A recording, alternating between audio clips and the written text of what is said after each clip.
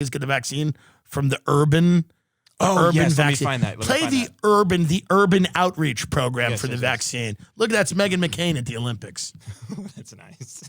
Okay, let me find this 1 second. I believe it was in Arkansas, and they were running it on YouTube ads before. Yeah, I mean, it is just phenomenal. As we know, a lot of the people in the urban community, the black community, do not trust the vaccine, and I wouldn't either because of the Tuskegee experiment and many of the other problems. We have not, can we say this? The U.S. government has not been good to the black people? Are we allowed to say that? So many of them are inherently skeptical of the vaccine. So as an outreach to that, our government, who has spent years and years and years lying to people of color and putting them in jail for no reason and all kinds of crazy shit. They have an urban an outreach to people, and this is somebody trying to make them get the vaccine. During the pandemic, my lifestyle drastically changed. My income came to a screeching halt. You have to understand, I'm a hustler. I'm a legit entrepreneur. I sell things. I come in contact with people all the time. I have to stay safe. I didn't have a choice but to trust the vaccine. Why does this seem racist? Do you understand what I mean? Why do I start to cringe when he's like, I'm a hustler, I sell things? What are we doing here? Who in Arkansas thought this was a good idea? I'm a hustler, I sell things. I'm not going to say what I sell. It's not your business. I make shit happen. I know a guy. It's like, what is this? Right. What is going on here? First of all, it's also a bad idea because if you're not a hustler or an entrepreneur, you go, I don't need it. Right. You're trying to broaden the scope of people you want to get it. What if there's a guy who goes, so I'm not an entrepreneur at all. I work at Little Caesars. I don't need it. But it seems racist, and I don't know why, but let's finish it up. All right, let's start it over because it's insane. During the pandemic, my lifestyle drastically changed. My income came to a screeching halt. You have to understand, I'm a hustler. I'm a legit entrepreneur. By the way, go back. What car is he? An old Ford Mustang. It's an old Ford Mustang. Now, he's outside of a building. We don't know what that building is. TROIS. That's the end of the bit. We don't know. But he's just posted up on an old Ford Mustang in a parking lot being an entrepreneur. He's not at a desk. He's not in an office. They didn't put him in an office. The state of Arkansas did not put him in an office. They didn't put him in a suit. No. They didn't put him anywhere near a place of business. He's in a parking lot on a Ford Mustang giving you advice about the vaccine. Continue. During the pandemic, my lifestyle drastically changed. My income came to a screeching halt. You have to understand, I'm a hustler. I'm a legit entrepreneur. I sell things. What do you do? I come in contact with people all the time. What's your job? I have to stay safe. I didn't have a choice but to trust the vaccine. If you live the type of lifestyle that I live, doing what? You out here in these streets, hustling, an entrepreneur Wait a like minute. me, why not do it safely? So I want if you're out here in these streets seriously. hustling, why not do it safely? What is your job? What job description is, quote, out here in these streets? This is from the Arkansas Department of Health.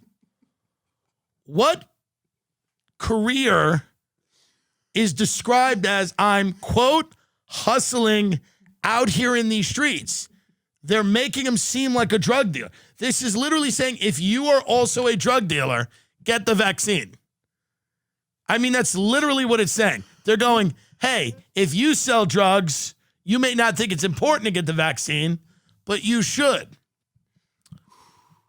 There is, by the way, there is no attempt to make this guy seem like he has a job that anyone would understand as legit. No. His job description is, if you are out here hustling in these streets, selling things and coming into contact with people all the time, get the vaccine. What, may I ask, are you doing in these streets? I mean, let's go through this again. I can almost not believe this. Start over, okay. Are you sure we're not being trolled? This is real? Yeah, let's just double check here.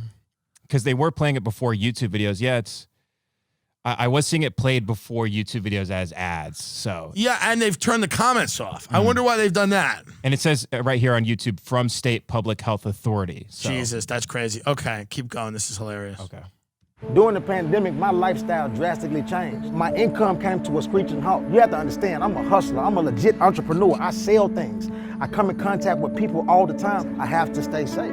I didn't have a choice but to trust the vaccine. Because if you live the type of lifestyle that I live, you out here in these streets and you hustling, an entrepreneur like me, why not do it safely? So I want everybody to take this seriously. Take a shot at staying healthy. Take a Get shot. the vaccine. Wouldn't it be funny if it was like a gang war at the end? That's the weird. Take a shot. Like, should he have went like, take a shot, just like that with the gun, like right to the camera? It seems odd. I don't believe we're getting trolled because YouTube Has anyone pushing talked it. about this at all? I saw it go somewhat viral on Twitter. Yeah. But and then I found it on YouTube, and it played before people's YouTube ads. They were screen recording it and like sharing it on TikTok and Twitter. God. Take a shot at staying healthy.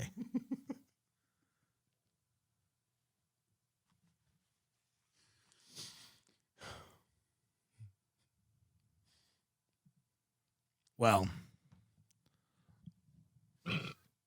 Whitney Cummings' response, bitch, I've been dead for 12 years. She wins. Hey, man, hope you're doing well. My friend who's coming to Austin is looking for good food recommendations. Yeah, don't come.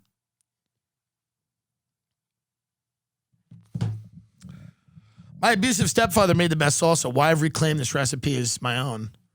This was in Today. From the ages of 12 to 22, I was stalked and harassed by an anonymous predator. The person hacked my email, sent me explicit packages, and broke into my apartment and steal my laundry and diaries. For years, I lived in terror, not knowing who would do this to me or why. Finally, nearly a decade of mystery, the truth came out. The perpetrator of these disturbing actions was my own stepfather. And I told that on the Today Show in 2019. My now former stepfather has been in prison for these and other crimes for 14 years. He also bankrupted my mother, stole hundreds of thousands from his financial planning clients, and possessed child pornography. In the intervening years, I've more or less succeeded in putting him out of my mind. Although I talk openly about him, he doesn't fill my thoughts, and I don't dwell on the memories of him. Okay. Now, that should have been the end. That should have been the end. Right. That should have been the end. But not too long ago, I stumbled upon his old prized homemade salsa recipe.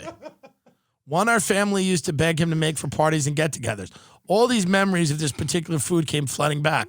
Poolside hangouts over a big bowl of chips and salsa with my cousins. New Year's Eve appetizer spread.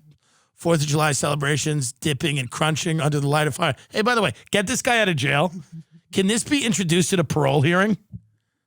They should be introduced at a parole hearing. He should be let out of jail because of this.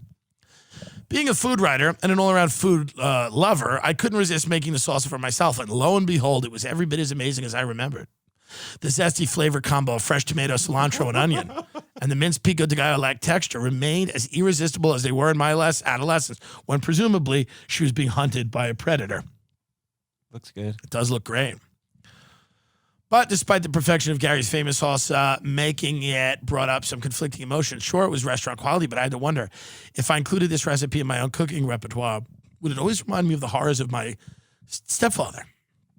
Could I ever look at its jewel-toned blend of veggies without flashing back to the pain of my past? After giving it some thought, I came to a decision. Instead of thinking about this delicious dip as the sole property of my abuser, maybe I could make it my own. I never had many family recipes passed down to me, so maybe this one could be a family recipe. In the truest, rawest sense, one that bears the scars of my past, but reveals my resilience too. That's the kind of recipe I'd like to pass down to my children. The more I make the salsa, the less it bears my abuser's imprint. I just love the idea of her handing it down to her children, and she goes, listen, the salsa recipe I'm about to give you comes from a very bad man. A man who would do horrible things. But one thing he didn't do was make bad salsa.